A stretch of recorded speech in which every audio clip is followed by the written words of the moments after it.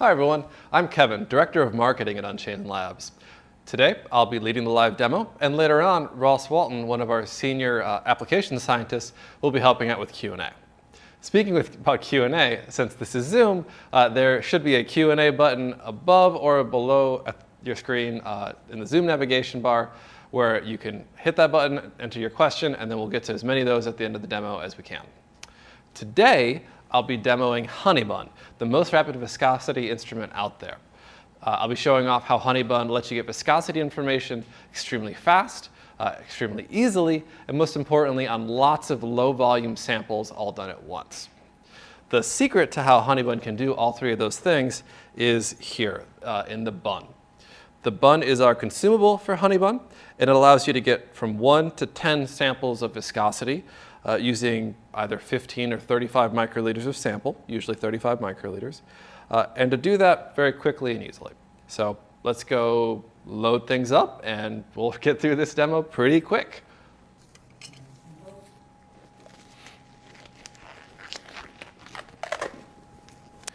Here we have the bun. You can see there's 10 different channels, all close up. That's where we're going to load our 35 microliters of sample. And then next to that, you have a very thin little line, that's the resistance channel, where it's a 30 micron high channel meant to restrict the flow as Honeybun uses air pressure to push sample through the resistance channel. And then next we have the measurement channel, where it's a little bit wider and a little bit deeper, so that fluid flow is slowed down, and then flow can be measured just using a standard camera to understand the velocity profile as we use air pressure to push that sample. So in true Unchained Labs style, to show off the bun today, we'll be using a blue and green set of glycerol samples, where the blue one is about 25% glycerol, meant to be much closer to water, and the green one is about 50% glycerol, meant to be a little bit higher in viscosity. So all we do is take 35 microliters and simply drop it in the input well, and that's it. Pretty easy. The next sample will have a green sample, and there we go. 2 channels ready to run on Honeybun. So let's take this over there and we'll set up an experiment. Okay, so the first step in setting up a run on Honeybun is going to be, of course, designing it in the software. And we've designed that software to be incredibly fast and easy. So all you really need to run an experiment on Honeybun is an experiment name, telling it which channels you're running an experiment into, and that's about it. You're ready to load a sample. You can see, load a sample into the instrument. To make things even faster and easier, you can set up things to import through Excel. And I've set this one ready to go, where we have our blue and green sample in our channels 1 and 2. And we can go ahead and load the bun into the instrument. So to do that, all it is a simple push, just like an old school floppy disk or a more modern memory card for an SD card. Okay, so the sample's in the bun, and the camera has actually gone into a live view. I'll hit start, and the first thing you're going to see is that Honeybun will give a 20-second incubation to these samples to make sure all the temperature of the bun and the sample itself are all equal to our 25 degrees Celsius set temperature that was done at the top. That incubation time will be between 10 and 30 seconds, depending on how far that temperature is from room temp. Okay, so on the other side of that incubation time, we see our samples start to flow in the first 2 channels. The blue sample, because we said the viscosity was closer to water, right? So the blue channel has a lower viscosity, and it's flowing faster through the channel. The green sample has a higher viscosity, and it's flowing just a little bit slower. So this experiment will take about 45 seconds of actual measurement, which that will, because those samples are below 10 centipoise, and if we want to run samples all the way up at the maximum viscosity of Honeybun, which is 150 centipoise, then the experiment will take more on the order of about 8 minutes. But we're already done, and pretty quickly Honeybun's going to start analyzing data here, and we'll see the results in Excel and an HTML report that comes pre-populated with graphs. Okay, so here we have the example results coming from our Honeybun, and we could see our blue viscosity sample, our blue sample, which is closer to the viscosity of water, and then our green sample, which is more viscous, so that makes sense with our results. And then we can also see our results plotted of shear rate versus viscosity.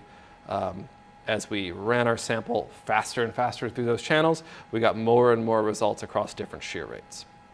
Okay, and that's it. That's how fast it is to get results on Honeybun.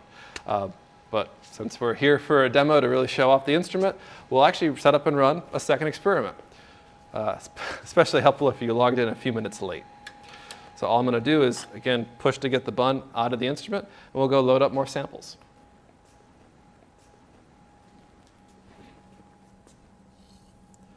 Okay, so this time around, I'm going to show off the precision of Honeybun by adding in 3 blue samples, all one right after the other. So we'll drop those into channels 3, 4, and 5 here.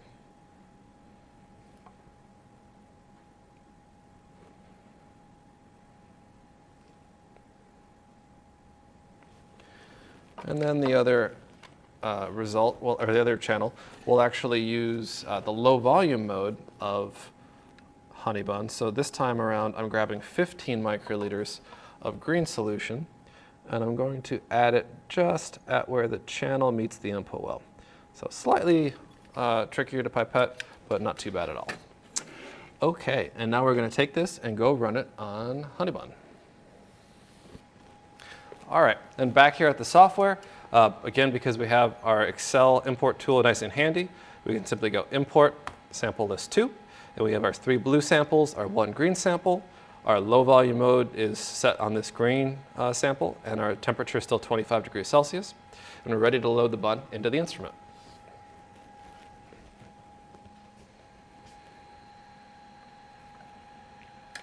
Okay, simple push.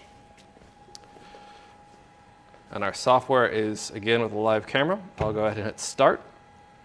You can see here at the top that those 2 channels already have glycerol solution in them.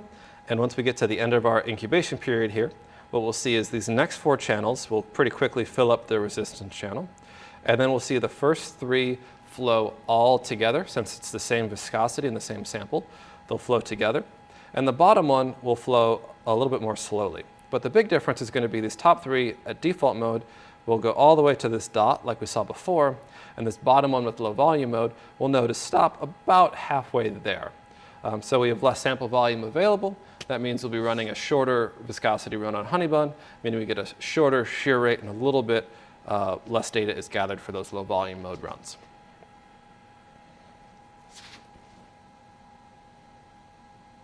Okay, so we can see that the default mode is already finished, and the low volume mode is just slightly behind it. So it's stopping right about now.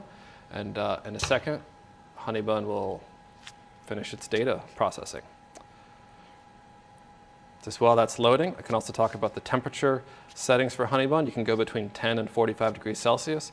So if you run things typically at 25 or 20, that's no problem at all on Honeybun.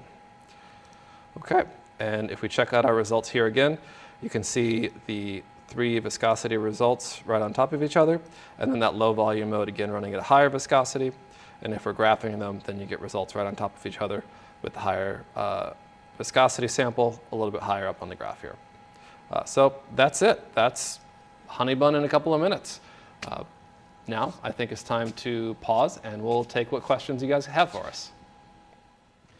All right, Ross, why don't you come on over and we'll see what you got. All right. Sure thing. So yeah, hey Kevin, hi everybody. So thanks for all of your questions. Keep them coming in. We've already got a few. And if you can, make sure that you enter them not anonymously. That way, if we have to follow up with you later or we don't get to all the questions, we can, follow up with you, answer your questions via email or some other method later on. You ready to go, Kevin? Yeah. Cool. All right. So first questions come in is, what is the range of viscosities that can be measured? So the range of viscosities is between 0.5 centipoise up to 150 centipoise. So it covers most biopharma applications there. Cool. All right. Next question is, are the buns reusable? So each channel is one-time use only. But if you want to use 2 channels like I did today and then go back and use more later on, that's no problem. Gotcha. Cool. Cool. So also the benefit of that is that it means that there's no clogging or cleanup or any worries about channels being clogged up for the next run. Yeah, I think that can be an issue with other viscometers, can't it? Cool. So what is shear rate good for? So shear rate, like we saw in a lot of the results today, if we have a flat, constant viscosity across a range of different shear rates, that tells us that our sample is Newtonian, kind of behaving like water, in other words. There's other situations where that viscosity versus shear rate relationship could curve up or curve down, and you'd have a non-Newtonian sample, and that would tell you a lot about what you have to do with your sample and your formulation and what risks might be present if you're trying to develop an injectable formulation. I see. Very cool. Okay. Oh, and then how long does it take for a 1 centipoise sample or a 150 centipoise sample? Okay. So like we saw today, with low viscosity, things happens pretty fast. So with a 1 centipoise sample, that run will take about 40, 45 seconds with that 20-second incubation time. With the upper end of the range, with 150 centipoise, it'll take about 8 minutes, somewhere in the 8 to 10 minute region. Gotcha. All right. And okay, here's one question. I'm assuming this is, so what is the highest concentration that can be run on the Honeybun? Would 200 plus milligrams per milliliter be too high? And let's say for a typical monoclonal antibody. Okay. So it really is sample dependent. The maximum limit of Honeybun is based on viscosity, not concentration. So it depends. What are you running? Are you running an antibody or other substances like that? So we have run, I believe I was just looking at some results that were around 300 mg per mil for an antibody, and that was giving viscosity results around 100. But that's going to vary a lot depending on your formulation and your antibody. Yeah, and I think sort of modifying formulations to control viscosity is something that's an active exactly. field of research. When you're looking at a lot of formulations or a lot of different concentrations, then you want to get through a lot of throughput. Cool. And then, here's another one. You said Honeybun runs based on compressed gas. What kind of lab gas supply does it need? Okay, so today we're using compressed air that we've run through a filter because Honeybun needs a nice, clean, dry, oil-free, pressurized gas. We can also run off of nitrogen, and Honeybun doesn't use very much gas at all, so running off of a nitrogen tank is also an option. And then Honeybun needs about 6 bar of pressure minimum to run. Cool. All right, well, I'm going to wait. So we've gotten through all the questions that are in the Q&A right now, but I'm going to wait here for a few seconds just in case anyone else throws anything in the Q&A bar. Nope. Okay, looks like we've got all the questions answered. So I think we'll go ahead and wrap it up. If there are any other questions, feel free to reach out to us. I'm sure you can get in touch with Kevin. What's actually the best way for us to get in touch with you? So you can reach out to info@unchainedlabs.com, and we'll be able to get a response to you pretty quick. All right, great. Thanks, everybody. Thanks, Kevin. Absolutely. Thanks for joining us. Yep. Bye.